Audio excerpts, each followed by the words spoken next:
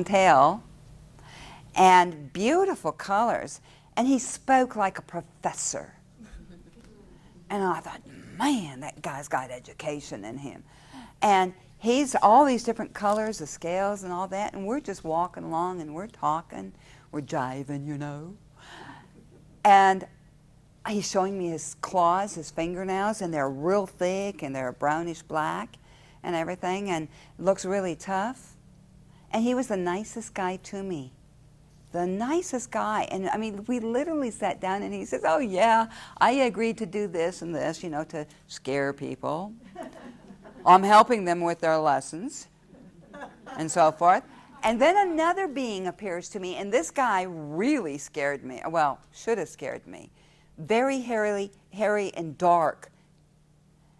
And then I also had a draconian come to me. And what they did was they sat down. They even told jokes. They were better at it than me. They could tell the greatest jokes. They had a wonderful sense of humor. And what they told me was, we're just as anxious as many of you star seeds out there in getting this whole thing over with. Because we agreed to be the bad guy. And it's wearing us down because every time somebody starts coming into their light, an awakening, we look for that light around them, and as the light's getting bigger, we come and we visit them, and we test them. We try and scare them, because we know that if you're fearful, we will take your power from you. Isn't that amazing? It's that easy. If we're afraid of them, they take our power, right? Yeah. So, what do we do to be in power? Absolutely. Love them to death. And you put the light around them. And this is the way you test. In fact, somebody said, the ships are going to be landing, but do not get on the ships because there are beings that are going to take you to their planet and they're going to make you slaves. And I'm going, wait a minute, who's saying that? Well, let me tell you, there are a lot of ships that are going to be landing and helping us. And I'm going to tell you a little bit about some of the things that are coming up that our planet is going through. But there's nothing to fear about what's happening because this is natural. Our Earth goes through changes every so many thousands of years in which that group of beings that have just completed their ascension process, when they leave, then Mother Earth completely cleanses herself. And then when she cleanses herself, she has to make way for the new group of beings coming in, okay? So we're going to be going through a lot of changes, and I'm going to tell you more about that in a little bit. But we need not be afraid.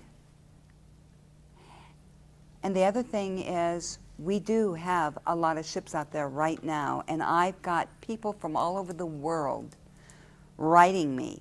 And I might also add, some of them are not from here that contact me. They were not born on planet Earth. But it's difficult for you to tell that when you see them, because they look very natural, or they blend in very well, like the clarion beings or some of those that do that. They're living Earth lives. But yes, but some of them are only here for short periods of time. I've had them write to me, email to me, and literally say, we want you to know that we appreciate all you're doing to help humanity give up their anger, their hatred, their warring, and evolve. Help humanity with their ascension.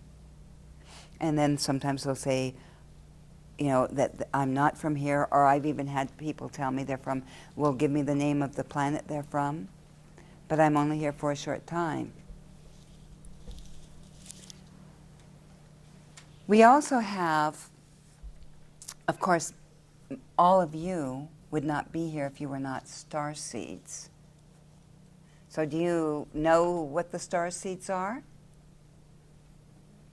Okay, a star seed is someone that has come from another planet, another galaxy maybe, or universe, or another dimension, and they've come in to human bodies to assist humanity during this time. That's what starseeds are. And many of them remember who they are. I'm turned on. Am I on? Okay. I'm going to do something I haven't done before in a talk, and I'm going to bring up a wonderful friend of mine, Cassandra, for just a few minutes, because I got a message from my guides this morning as I'm putting on my makeup, and they said to me that Cassandra would have a message for us. She channels, and I'm going to tell you this right now, that I had her do a reading for me, and she's a professional tarot card reader, right? And she's been, ever since she got a deck of ET cards, is that what they're called, ET cards? ET cards and also your Nephilim statues. Yeah. Oh, the Nephilim? Okay, why don't you come on up here, Cassandra? Because I asked her to do a reading. Come here, sweetie. I'm going to be with you. Okay. Okay? Now, let me tell you something, that when she did a reading, she said, I'm going to do something I've never done before in readings. She said, the beings are telling me to speak their language to you, and then I'll translate it. And I did record it. I recorded it, and it was beautiful language and so forth. I have her cards. I'm going to put them on the table. For those who are interested, she does extremely well. Several of my clients have come to her, actually. And so everybody just loves what she does. So I'm going to let you. Do you need me to stand beside you? Or? No. I Okay. close my eyes anyway, so nobody can see. Okay. I can't see anything. As Cynthia was saying, when I started doing this, I known it all along that I had been channeling. I figured it was guides and angels. And then I went to the UFO Congress, which I'm so upset it's moved to Phoenix. Is that where you live? I live in Kingman now, Oh, but yeah, I was okay. living in Rockland, yeah. And I went there, and I got one of the little statues, the little Nephilim. He's right here. I went home, and she said, now be prepared. So I just put it by my bed, and I thought, well, no problem. So I put it by my bed, I go to sleep, and that night, I was receiving flashes so quickly from the past to the present to the future. They were just zooming as fast as they could. And I asked them, I said, could you slow down? Because I can't, grasp it. And they're like, don't worry. It's there. It's in your subconscious. I'm like, okay. Ever since I got that, then that's when I know that not only have I been channeling angels, my guides, people who have passed on to the other side, which just seems like such a piece of cake, that it's them also that I've been channeling, because now they'll be coming through me, especially when I started getting the cards. I got these cards, I started reading them. I'm a professional tarot card reader. And when I got the cards, I thought, I need these cards. So I got them, and I started laying them out like you normally do tarot cards to get used to them. And when I was looking at them, I'm putting them in the layout, and they weren't talking to me like they normally do. They actually were talking to me, the cards. She said, well, why don't you give me a reading? And I went, oh no, I can't give Cynthia Crawford a reading. So I went, all right, I'll give you a reading. And it was about maybe 3 or 4 days before I was going to give her a reading. I am stressing to the max over this, because I'm like, how am I going to give Cynthia a reading? I can't just lay out the cards and do it like a normal reading, because it's not a normal reading, it's an alien reading. I'm stressing and I'm stressing and I'm stressing. So the morning of comes, and I'm still saying, how am I going to give this reading? I'm talking to my star family, I'm talking to the people that I keep in contact with the most. And that morning I woke up, and they said, you need to talk to her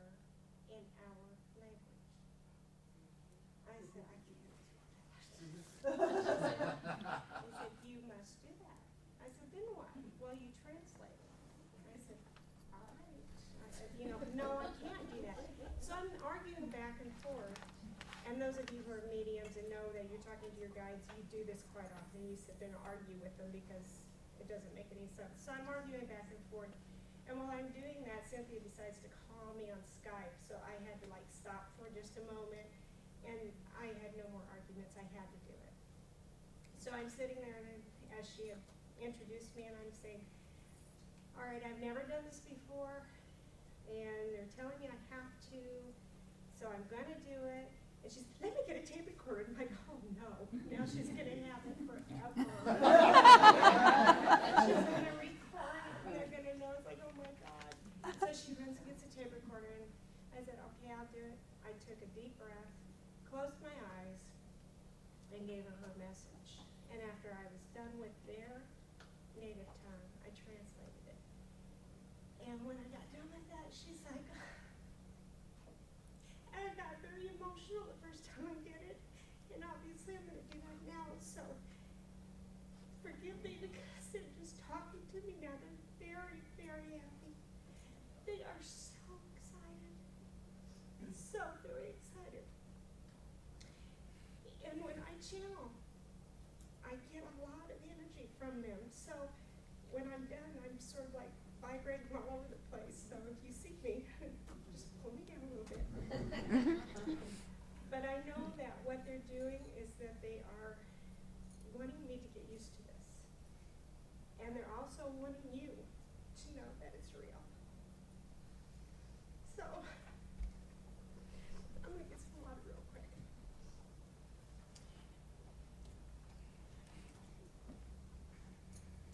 And also, I have to get over crying. So thanks for letting me, use it for you guys. I appreciate it so much. The message is a lot about love. I can feel that. So forgive me if I close my eyes while I'm doing this,